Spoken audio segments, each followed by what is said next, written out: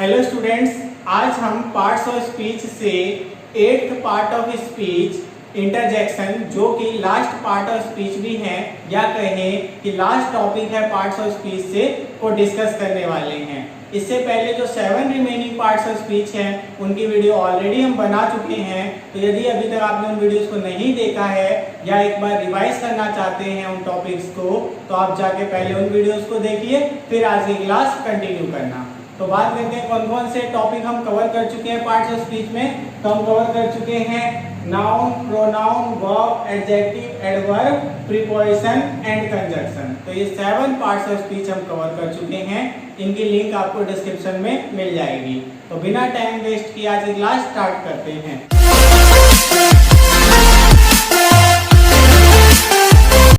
तो जैसे कि बात करते हैं इंटरजेक्शन, हिंदी में कहते हैं विस्मयादि बोधक। तो इंट्रोडक्टरी क्लास में इसकी हमने डेफिनेशन जान ली थी, तो एक बार बस क्विक रिवीजन कर लेते हैं। तो आपने देखा होगा कि डे टू डे लाइफ में ऐसे कई सारे सिचुएशन हमारे सामने आते हैं जिसमें अचानक से कोई बात होती है और उसके रिस्पेक्ट में हम क्या करते हैं, कुछ स्पेशल वर्ड्स बोलते हैं। तो उसी को हम कहते हैं इंटरजेक्शन। तो यहाँ पे देखो यही चीज बताई गई है, जैसे वर्ड्स और फ्रेजेस, ठीक है। तो वर्ड्स होते हैं या फ्रेज को कहे तो group of words that are used to express certain feeling और emotion that originate due to certain joy, grief, surprise, approval etcetera. यानी कहा गया है ऐसे वर्ड या फ्रेजेस जो कि अचानक यानी अचानक उत्पन्न जो भाव होते हैं उसको दर्शाने के लिए यूज होते हैं या हम यूज करते हैं। जैसे एग्जाम्पल के लिए कि आपके सामने जो है एक कार है जो बहुत सुंदर दिख रही थी, ब्यूटीफुल थी, तो आप कहते हो ना वाओ व्हाट अ कार। तो ये जो वाओ वर्ड निकलता है ना, ये आपकी जो सडन फीलिंग होती है उस कार को देखने पे जो आपके सामने से गई, और आप कार के अगर शौकीन हो, कार आपको पसंद है, तो ये वर्ड निकलती है। तो यही वर्ड जो होती हैं वो इंटरजेक्शन होती है। ऐसी कोई गंदी चीज देख लेते हो तो ew what a dirty place या ew what a dirty thing, ठीक है। तो ये यू हो गया। अभी मैंने वाओ बोला, ठीक है। या ओ माय गॉड, जैसे आप कोई भी ऐसी चीज हो जाती है जब सरप्राइज होते हो, ओ माय गॉड, कोई बड़ी चीज दिख जाती है तो ये oh my God, wow, you, ठीक है। या अगर मैच जीतते हैं तो hurray we won the match, तो ये हुर्रे, वाओ, यू, ठीक है।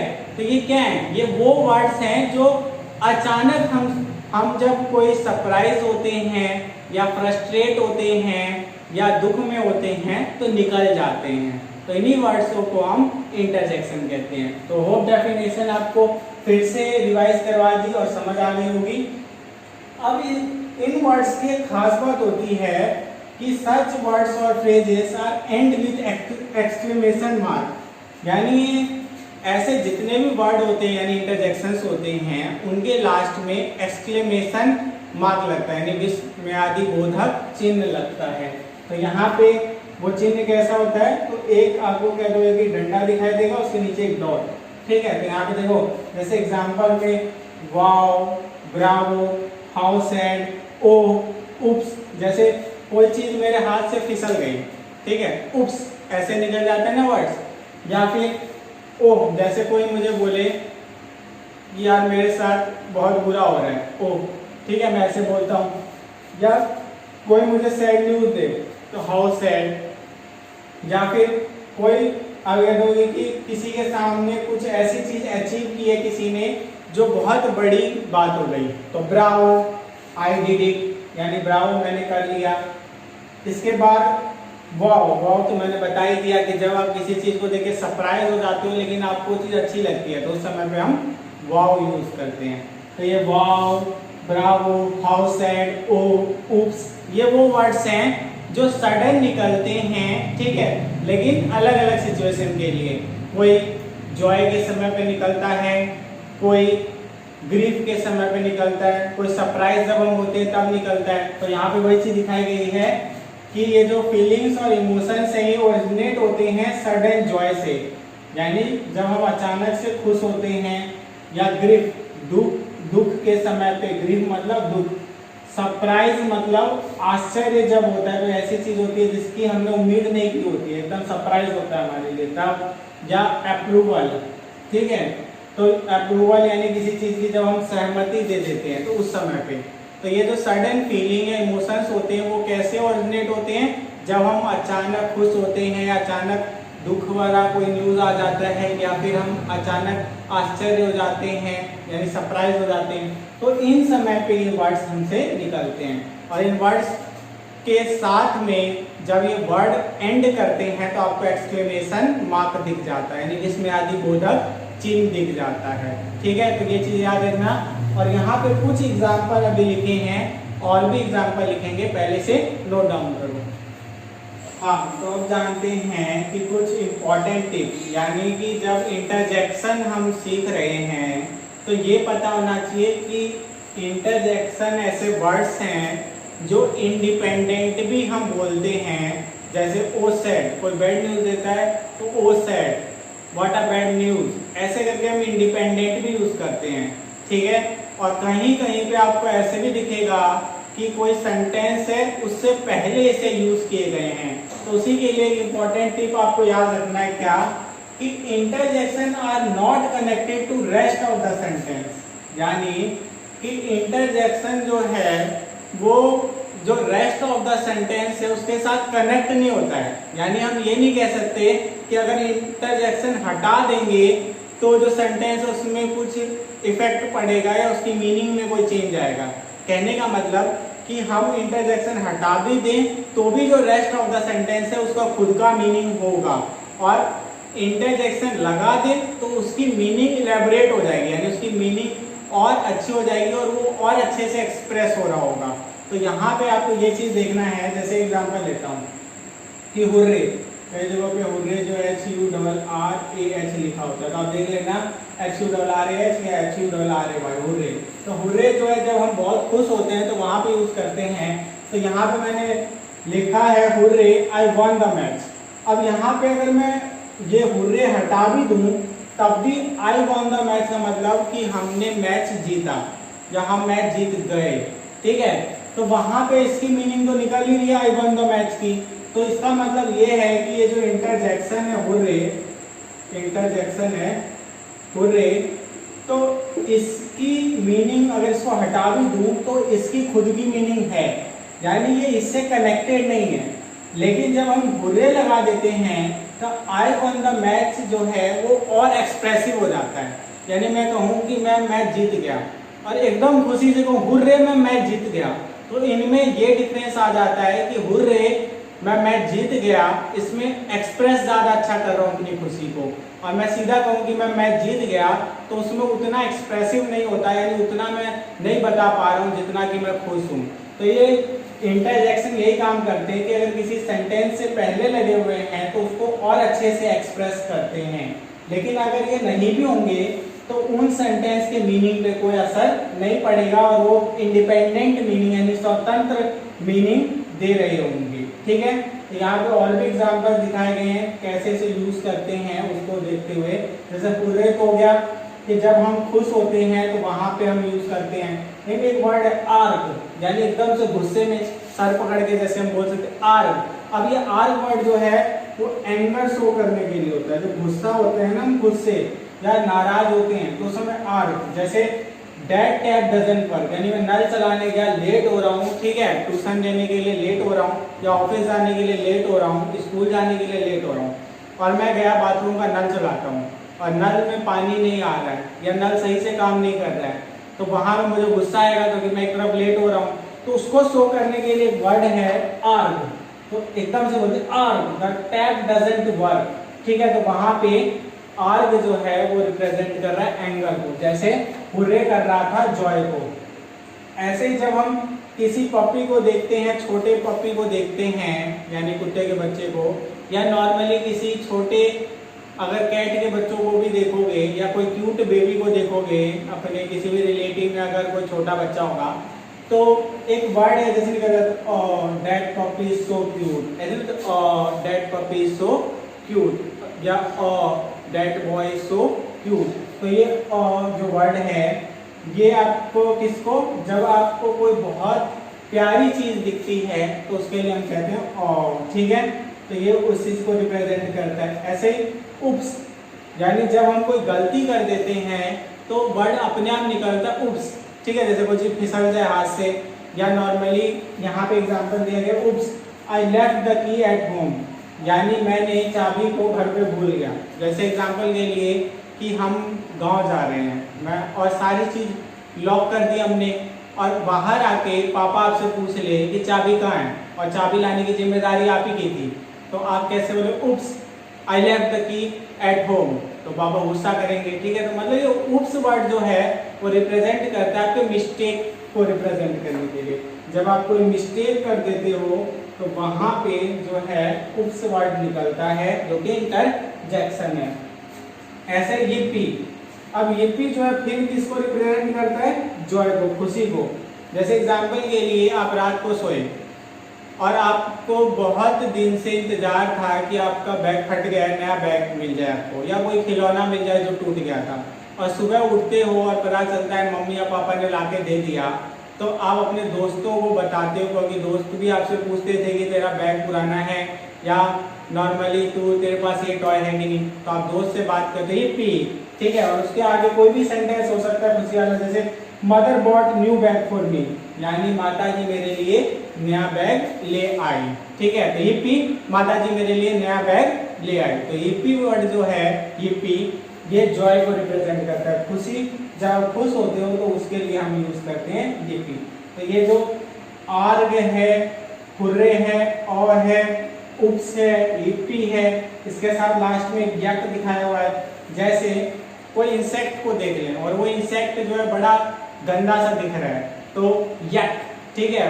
तो ऐसे यक जो है वो एक्सप्रेसिव होता है जब हम किसी चीज को देख लें जो कि क्या है, बेड इन आगे स्ट्रक्चर है, यानी देखने में बेकार है, या कोई ऐसी चीज खा लें जिसका स्वाद बहुत खराब है, जैसे the taste is so bad. जैसे मम्मी ने कोई मान लो कि दलिया बनाई या नॉर्मली खिचड़ी बनाई, या आपकी तबीयत खराब थी तो बिना मसाले वाली सब्जी बनाई, तो उस समय आपने खाया और आपको टेस्ट नहीं आया, तो मम्मी पूछती है कैसा है, यक, ऐसे बोलते हो ना। तो ये जो यक वर्ड है ये भी क्या है, एक्सप्रेस करता है, ठीक है, आपकी फीलिंग को। तो ये सारे वर्ड्स जो यहाँ पे रिप्रेजेंट किए हैं, हुर्रे, आर्ग, उप्स, yippee, यक, तो ये जो है आपके सडन फीलिंग को एक्सप्रेस करता है, और इसको मैंने सेंटेंस के साथ दिखाया है। तो लेकिन इन सेंटेंस से इनका कोई कनेक्शन नहीं है, लेकिन इन सेंटेंस में अगर ये लगा दें तो ये और ज्यादा एक्सप्रेसिव हो जाते हैं। तो ये सेंटेंस को और इलेबोरेट करते हैं, और आप जिसको भी आप इन वर्ड्स के साथ ये लाइन बोलोगे तो उस तक ये और अच्छे से पहुंचती है। तो इसीलिए इनकी इम्पोर्टेंस जो है वो बहुत ज्यादा हो जाती है। तो इसे नोट डाउन करो, फिर और कुछ स्पेशल इंटरजेक्शंस को समझेंगे। हाँ, तो अब जो है जानते हैं कुछ स्पेशल इंटरजेक्शन, यानी बेसिकली जिसको कि हम सेंटेंस के बिना भी एज इट इज यूज कर लेते हैं अपने इमोशन को रिप्रेजेंट करने के लिए। तो यहाँ पे जो है गॉड ब्लेस यू, जैसे अगर आप किसी बड़े के पैर छूते हो तो उसको इंग्लिश में बोलना होगा, तो कहता है गॉड ब्लेस यू, यानी भगवान आपको आशीर्वाद दे। वाओ या वंडरफुल दोनों जो हैं खुशी के लिए हैं, ठीक है, उस समय हम यूज करते हैं। तो वाओ का होता है वाह या गजब, वंडरफुल का अद्भुत, बहुत बढ़िया, ठीक है। ऐसे ही बाय गॉड ग्रेस, यानी कोई कहता है यार तुमने बहुत जल्दी तरक्की कर ली, तुम्हें बहुत जल्दी प्रमोशन मिल गई, अगर वो जो है ऑफिस वगैरह में, तो स्कूल में कोई फर्स्ट आ जाता है, तो कई लोग होते हैं जो ऐसे रिप्रेजेंट करते हैं मेरी मेहनत थी, मेरे पापा मम्मी की मेहनत थी, तो इस ढंग से। लेकिन कुछ ऐसे होते हैं जो सबसे पहले भगवान को कहते हैं कि उन्हीं की कृपा थी, तो उसके लिए एक वर्ड यूज होता है बाय गॉड ग्रेस, यानी भगवान की दया से। यानी यू टॉप द एग्जाम, आपको कहते हैं कि यू टॉप द एग्जाम, आपने एग्जाम टॉप कर लिया, तो आप कहते हो ऑल बाय गॉड ग्रेस, सारी भगवान की दया है या कृपा है, ठीक है। हाउ डेयर ही और सी, तो उसकी इतनी हिम्मत, यानी जब आप एग्जाम्पल मान लो कि दो दोस्त हो, ठीक है, आपको पता है कि दोनों इतने जिगरी दोस्त हो कि बुरा नहीं बोल सकते, लेकिन कोई तीसरा आके बोलता है कि तेरे बारे में उसने कुछ कहा, तो आप कहते हो ना हाउ डेयर ही, अगर लड़का है तो, और लड़की है तो हाउ डेयर सी, उसने ऐसी हिम्मत कैसे कर ली, मेरे बारे में बुरा बोल दिया। तो वहां पे जो है हम ऐसे यूज कर सकते हैं सडन फीलिंग को एक्सप्रेस करने के लिए। अब नेक्स्ट है व्हाट आर न्यूज, तो ये भी एक सडन आपके एक्सप्रेशन है कि क्या खबर है। जब कोई ऐसी न्यूज आती है जो बहुत चौंकाने वाली है तो व्हाट आर न्यूज, अगर खुशी वाली होती है तो व्हाट आर न्यूज, और दुख वाली होती है व्हाट आर न्यूज, तो what R news he use करते हैं, लेकिन उसको बोलने के तरीके में डिफरेंस आ जाता है, ठीक है। अब नेक्स्ट है एब्सर्ड, नॉनसेंस या ऑफुल। तो एब्सर्ड, नॉनसेंस और ऑफुल तीनों का मतलब होता है बकवास, ठीक है। अगर कोई आपके सामने बोले जा रहा है तो आप एकदम से बोलते हैं absurd, why are you talking so, आगे कह दो क्विकली। तो वहां पे जो है एब्सर्ड, नॉनसेंस, ऑफुल तीनों बकवास के लिए होता है। या व्हाट आर ऑफुल टेस्ट, ठीक है, यानी कितना बकवास स्वाद है, तो वहां पे हम करते हैं। इसके अलावा इनक्रेडिबल या ऑसम, बहुत जबरदस्त, ठीक है, जब बहुत अच्छा काम करते हो तो यू हैव डन इनक्रेडिबल, तो तुमने किया है इनक्रेडिबल काम। इसके बाद टच वुड या फिंगर क्रॉस्ड, ये तब करते हैं जब नजर ना लगे, तो उसके लिए हम इंग्लिश में यूज करते हैं टच वुड। ऐसे sure, why not, of course, तीनों की मीनिंग लगभग सेम जगह भी यूज होती है। जैसे आपसे कोई पूछता है can I take your pen, यानी क्या मैं आपका पेन ले सकता हूँ, या may I take your pen, तो आप ये भी कह सकते हो श्योर, जरूर, अगर आपको लगता है कि वो अच्छा इंसान है आप उसे दे सकते हो। या फिर ये भी कह सकते हो व्हाई नॉट, क्यों नहीं आप ले सकते, आप तो अपने ही हो।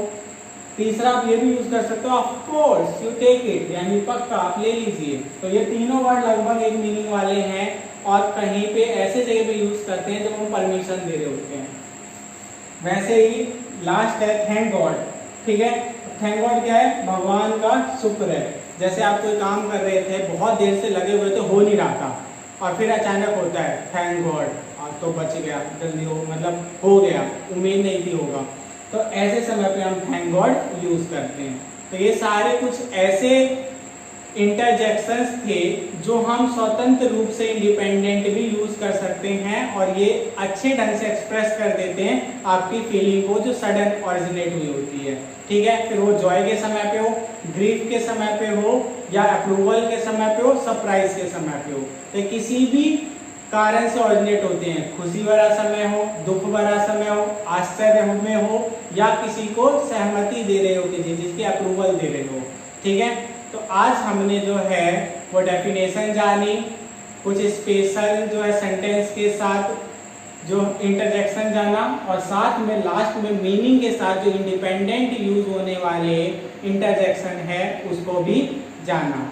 और इसके अलावा जॉय वाले जो इंटरजेक्शंस हैं, या फिर ग्रीफ वाले, सरप्राइज वाले, मिस्टेक वाले, अप्रूवल वाले, ये सारे इंटरजेक्शंस जो है इनके एग्जाम्पल मैंने जब इसकी इंट्रोडक्टरी क्लास हुई थी पार्ट्स ऑफ स्पीच की उसमें बताए हुए हैं। तो यदि और ज़्यादा इंटरजेक्शंस जानने हो, सेपरेट जॉय वाले, ग्रीफ वाले, मिस्टेक वाले, अप्रूवल वाले, तो आप उस वीडियो को जाके चेक कर सकते हैं, लिंक आपको डिस्क्रिप्शन में मिल जाएगा। तो आज के लिए इतना ही। होप आप लोगों को आज में जो भी करवाया गया है वो समझ आ गया हो। तो मिलते हैं नेक्स्ट वीडियो में।